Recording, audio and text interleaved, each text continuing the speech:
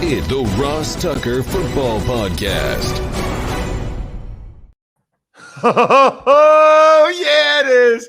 But it's not just any Ross Tucker Football Podcast. It is a Wisdom Wednesday with AB in the house, except it's not Andrew Brandt, although you should absolutely check out the Business of Sports podcast this week. It is Albert Breer from the MMQB, Sports Illustrated. He's got his own podcast, and he is the perfect guy to talk to for the Brady Belichick reunion on Sunday night, among other things. We'll get to Albert momentarily. It's a new week. We're always presented by DraftKings. We are always giving out winners for those of you that spread the word via social media. I love me some quote tweets on Twitter. I love me some shares on Facebook, at Ross Tucker NFL, at Ross Tucker Pod. So many good press passes. I can't wait to send you guys for the sponsor spread the word winner. Sponsor confirmation email winner. You guys just get a free Madden. And I don't think anybody has sent me a Keeps subscription yet this week, which is what I'm giving the Madden away for. So what are you guys doing? It's a free month and you get a free Madden. Keeps.com/Ross. And then the YouTube shout out we will give out on Friday as well. YouTube.com/Ross Tucker NFL. All I want, all I care about, all I ask for there is subscribe to the YouTube page, make a comment, and then I'll give you a free cameo style shout out that people pay for all the time, which is fun. Patron of the day, Jeffrey Missioner. We are racking up the patrons like never before. Probably because we're killing it on the Even Money podcast. And you guys know you can see all of our bets in black and white on our private Slack channel, patreon.com/RT Media. It's big show time. The Big Show. All right, I already mentioned him earlier, but it's Albert Breer. Writes a tremendous column for MMQB, Monday Morning Quarterback. Then I even like the MAQB, Monday Afternoon Quarterback. Albert, always chock full of information, spends a lot of time talking with players, coaches, executives. It's very clear in his reporting and his writing. How often are you doing the podcast, Albert? So we actually it's like sort of like morphed into a web show. It's once a week now, but what I'm doing is I'm having like former players, former coaches, and kind of like doing a panel style now. We've done a zillion different iterations over the last 6 years, but it's been fun. You know, like this week we had AJ Hawk and Ted Johnson on, and I think you might have played with Ted with the Patriots, right? Like, is that a former teammate of yours? Just barely missed him. Okay. Played against him. And he legitimately had the hardest head of anybody I ever played against. It was great. I remember we all talked about it, Albert, during the week. We're like, holy crap, Ted Johnson's head. And I think it was because his neck was just so ridiculous, thick and strong. Yeah. And he would just headbutt you all the time. And you're almost like afraid of it. I'll never forget. It's funny because having him and AJ on together, we do and you have them on and they come on for a couple minutes and shoot the what for oh hey, how you doing, everything else. And first thing AJ said to Ted, this is off the air, he goes, they don't make them like you anymore. So no, yeah, they absolutely don't. And dude, I mean, he would make offensive linemen's knees buckle. Yeah, you just don't see that. And what's crazy, I'll never forget, Mike Williams, I think that game I was playing center. Mike Williams is playing right tackle. And he came back in the huddle and he said, yo, and Mike Williams, by the way, was 6'6", 385 pounds. Yeah. And he said, yo, who did you guys said had a hard head? We were like, 52. He's like, he does. I mean, that's 385 pounds, dude. Yeah. It was crazy. It was great having those two on, though, because we had them on. And I try to, you do it with a purpose every week, and you try to, kind of get to certain things. So, Ted obviously played with Brady.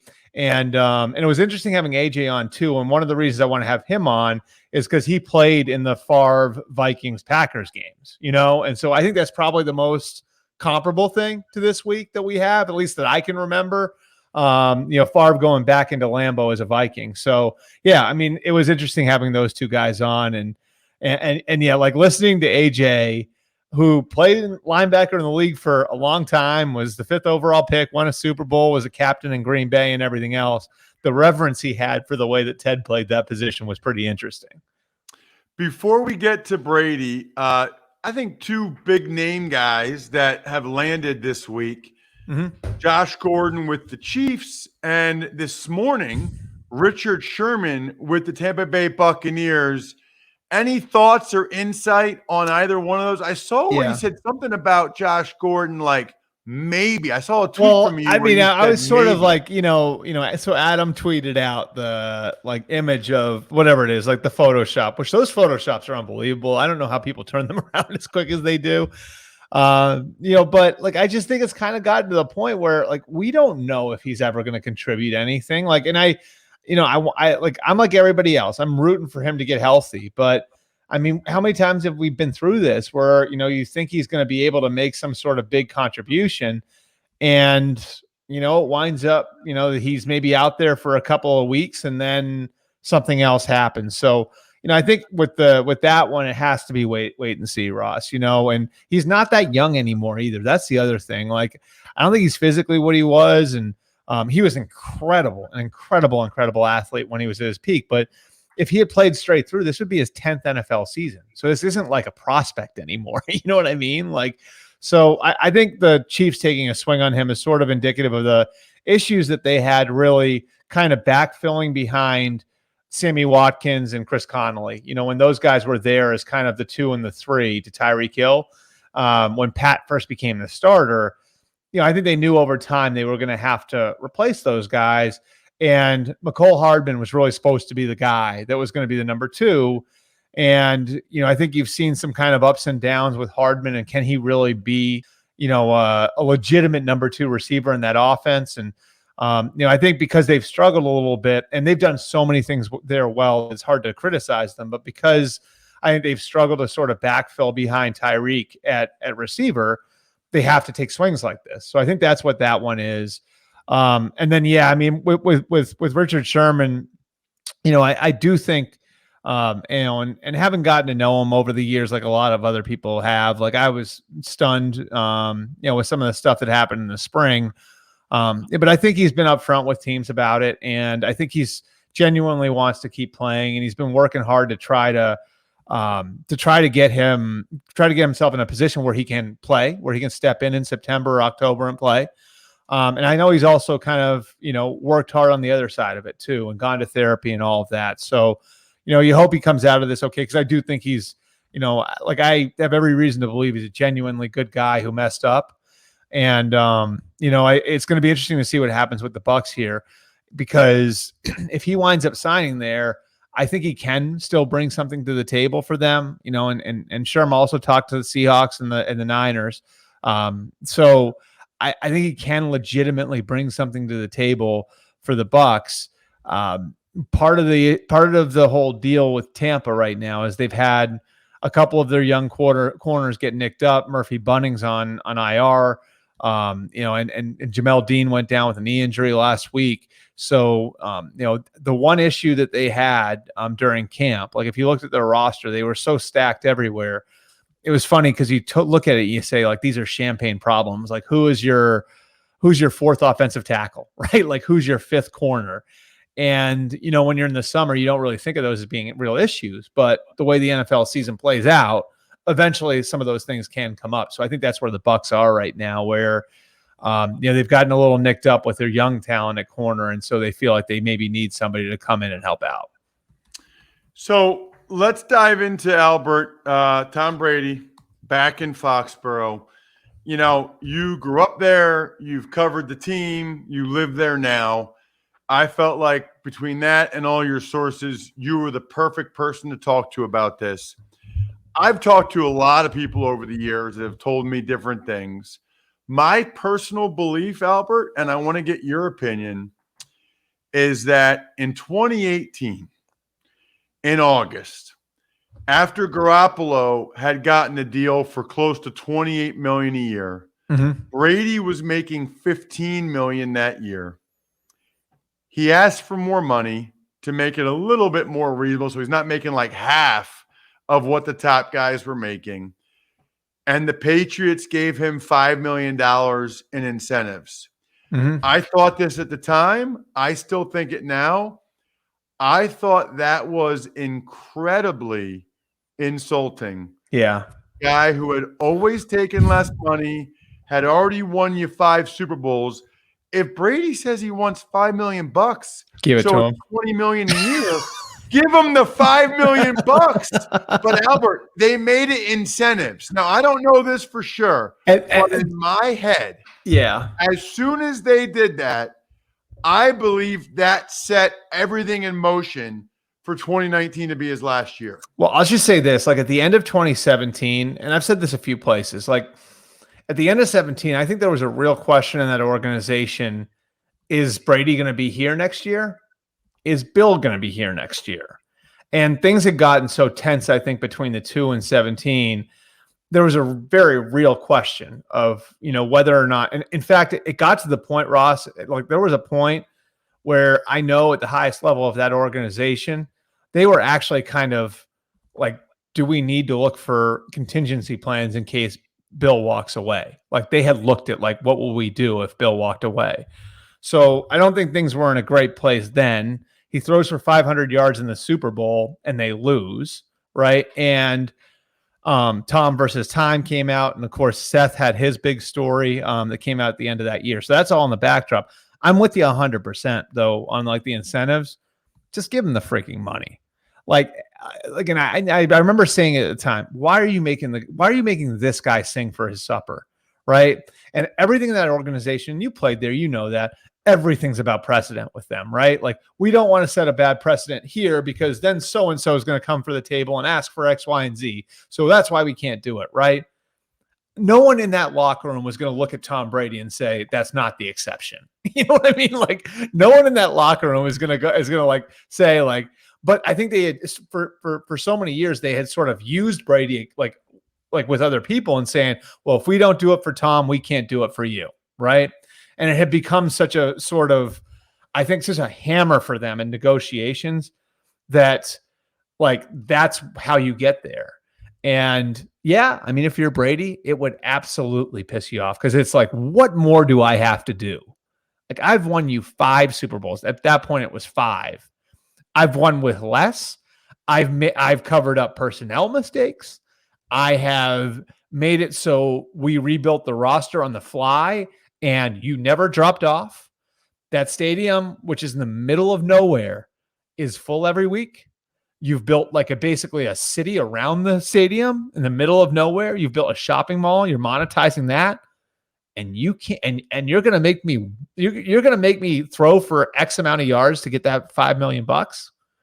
I can see why personally that would be offensive. So I'm with you on that. So that was 2018.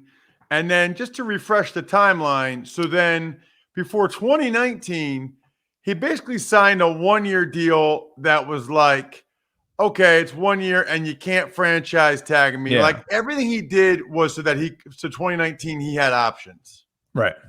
And so I think a piece of it too, Ross, was like, I think if there was a time when if they had put the right sort of contract in front of him that wouldn't have looked that different from the contract the Bucs gave him, he would have been okay with it.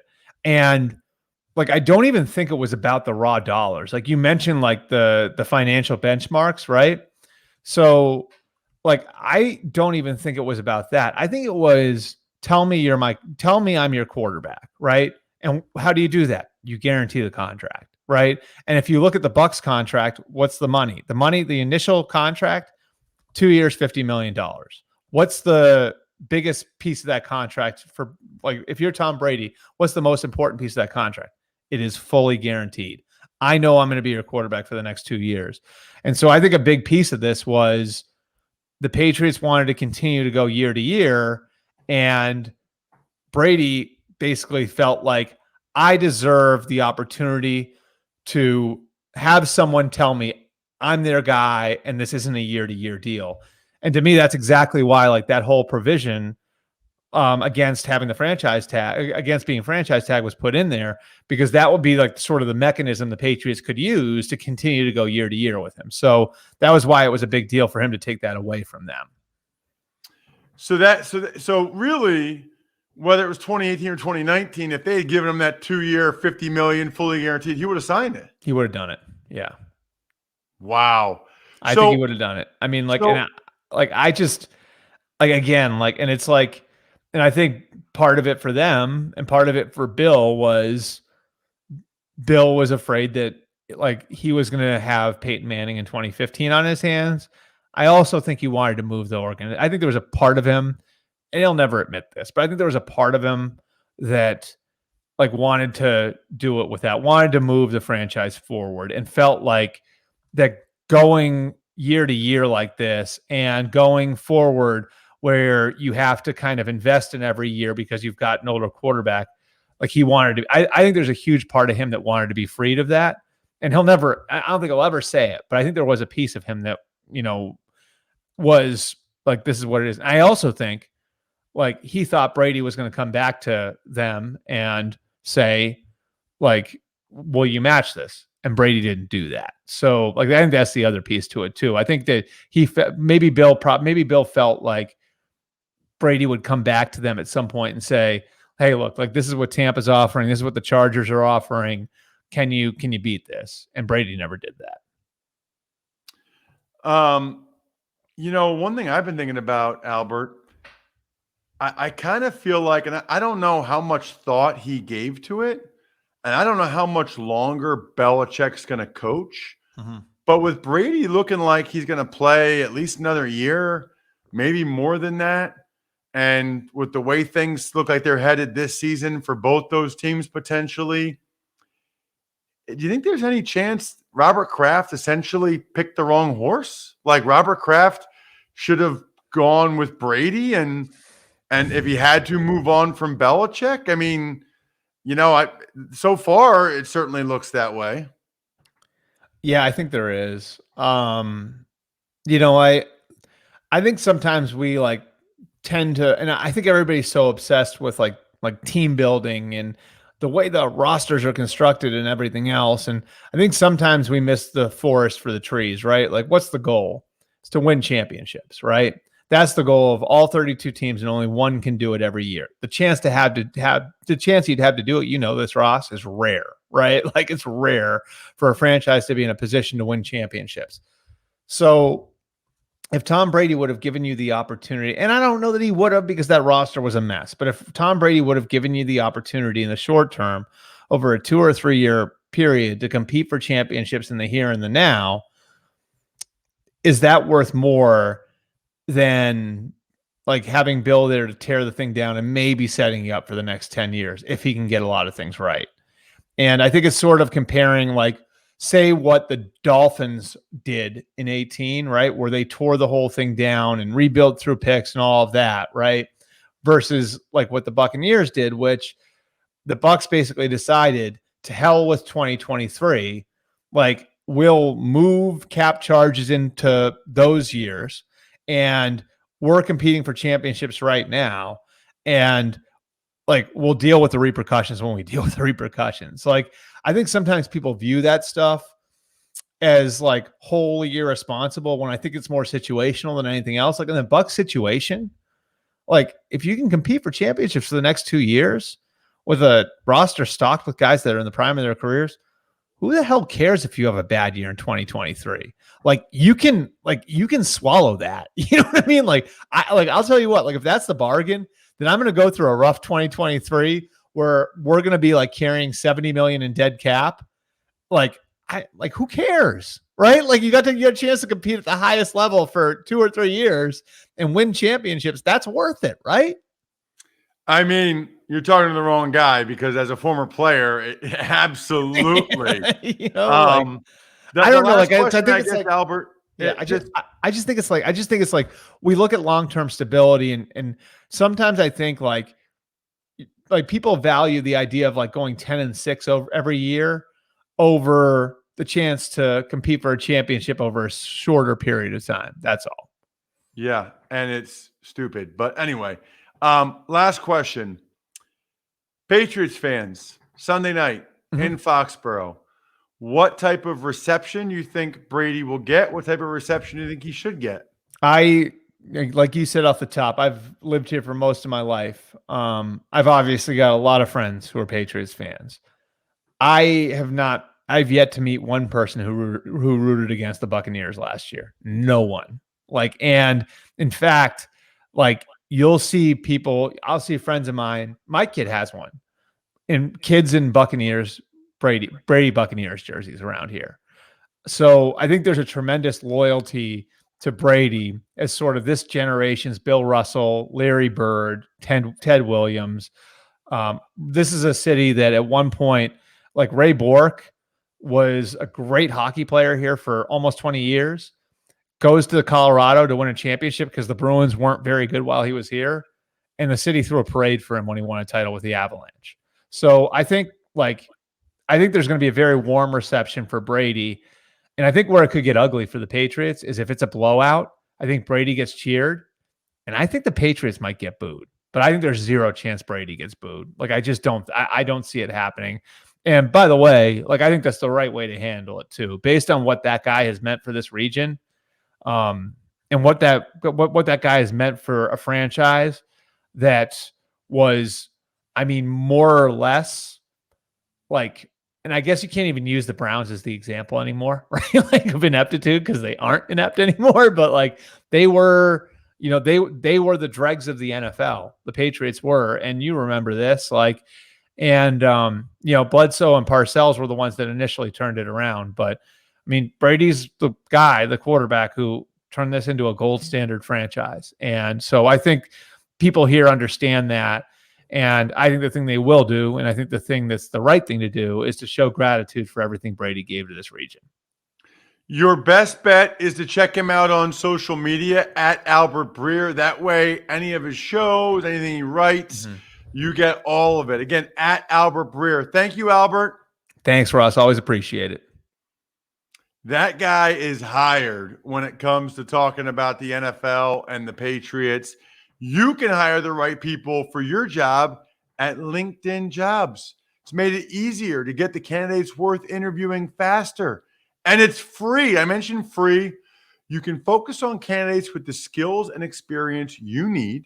Use screening questions to get your role in front of only the most qualified people. Then use the simple tools on LinkedIn Jobs to quickly filter and prioritize who you'd like to interview and hire.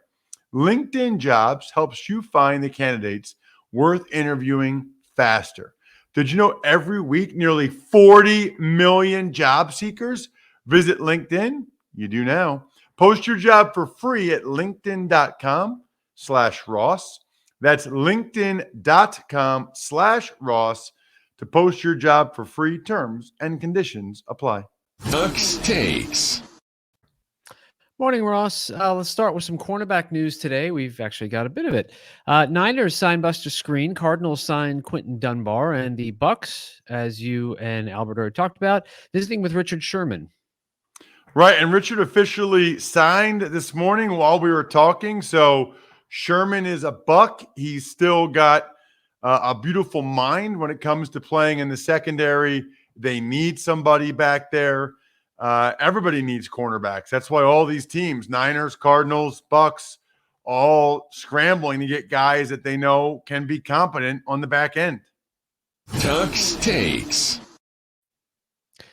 Some updates on the NFL trade block. The Colts reportedly trying to move running back Marlon Mack, and the Lions finally cut Jamie Collins yesterday after they were unable to trade him. Right. Jamie Collins has made a lot of money off of playing well for the Patriots and then going to other teams like Cleveland and Detroit and not playing as well. It's unbelievable. It's like he gets paid peanuts to dominate in New England and then goes to Cleveland and Detroit and plays like crap. Who knows? Maybe he'll end up going back to New England again, although they don't really need him. As far as Marlon Mack, I think that's one of the reasons why he didn't play on Sunday is with Nyheim Hines and Jonathan Taylor. He's just not going to get very many touches. He wants a better opportunity. He's a good player. I would think he'll get an opportunity from somebody. I just don't know how much teams will be willing to give up to get him. Tuck's Takes. The injury bug has hit the Philadelphia Eagles again. Left guard Isaac Seumalo done for the year with a Liz Frank injury to his foot, and safety Kayvon Wallace will go on IR with a shoulder injury. So it's not good because Eagles already lost Jordan Mailata last week. He couldn't play at left tackle. And then you've got Brandon Brooks is out for at least 8 weeks, they say, the right guard. So they're already down 3 starters on the O-line. So it's back to what it was like last year. And then they already have lost Brandon Graham on defense. Now Kayvon Wallace, they already don't have Rodney McLeod. He's been on PUP. So they're down at safety as well. It's just, it's very unfortunate. I will say it is uncanny how often in the NFL you get cluster injuries at the places where it seems like you can afford it the least or you have the least amount of depth. Kind of like what Albert was talking about with the Bucs. It always seems to happen that way. It's like, doesn't water goes to the lowest point or whatever that is, like water finds the lowest point? Well, that's the same with injuries. They find where you're missing guys the most. Speaking of injuries, you don't want beat up brake pads. You don't want squeaky, annoying brake pads. You want Duralast Elite brake pads available exclusively at AutoZone. Look, I'm a big fan of getting quality things in your life as opposed to having to replace cheaper things or things that aren't as high quality. That's why Duralast Elite brake pads are what I'm talking about. They last 3 times longer than a typical Duralast pad. That is good news. For safer, smoother, quieter stops. I've had squeaky brakes. Nobody likes squeaky brakes. It's not fun. You feel weird when you pull up to place and it goes, yeah. No, you don't want that. You want Duralast Elite brake pads. The future of stopping, it starts with Duralast Elite brake pads only at AutoZone. Let's get to an email, Bri. Ever wanted to ask an NFL player a question? Well, here's your chance. It's time to Ask Ross. So the email address is ross@rosstucker.com. We tend to get to one on Wednesday, one on Thursday. Love your emails because it means you took advantage of one of our sponsors and then send it to me, ross@rosstucker.com. Still waiting for people to take advantage of Keeps. Sign up for Keeps and get the free Madden this week. Keeps.com/Ross or any of the Keeps codes you hear on the other shows as well. What do you got, Bri? All right. Hey, Ross, love your shows. I am so much better informed down here in Sydney by listening to Adam and Greg and, of course, yourself.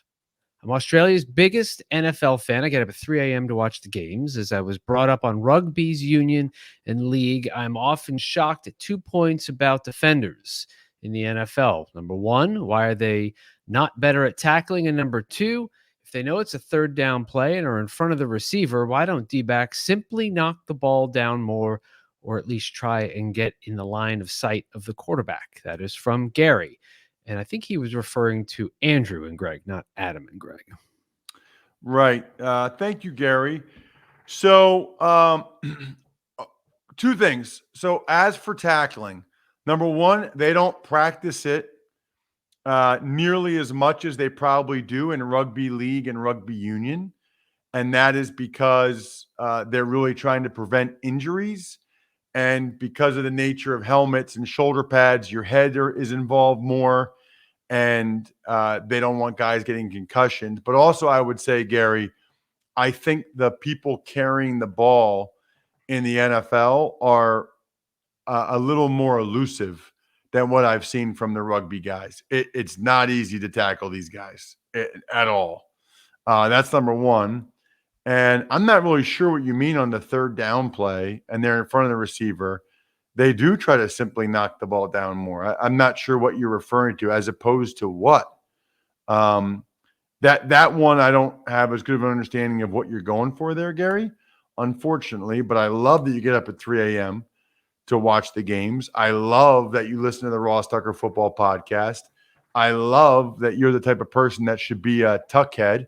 Patreon.com/RT Media, like Pizza Boy Brewing, Sporticulture, Vision Comics with an X, HumanHeadNYC.com, and SteakhouseSports.com.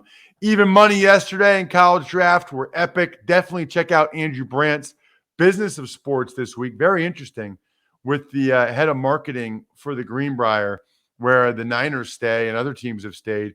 And then, of course, we've got Fantasy Feast Part 1 today, Part 2 tomorrow. I think we're done here. Thanks for listening to the Ross Tucker Football Podcast. Make sure to also subscribe to the Fantasy Feast, Even Money, Business of Sports, and College Draft. All available at Apple Podcasts, rosstucker.com, or wherever podcasts can be found. A lot of times on the show, I mentioned DraftKings. Here's what you need to know. You got to be 21 or older, New Jersey, Indiana, or Pennsylvania only. New customers only. Restrictions apply. See DraftKings.com/sportsbook for details.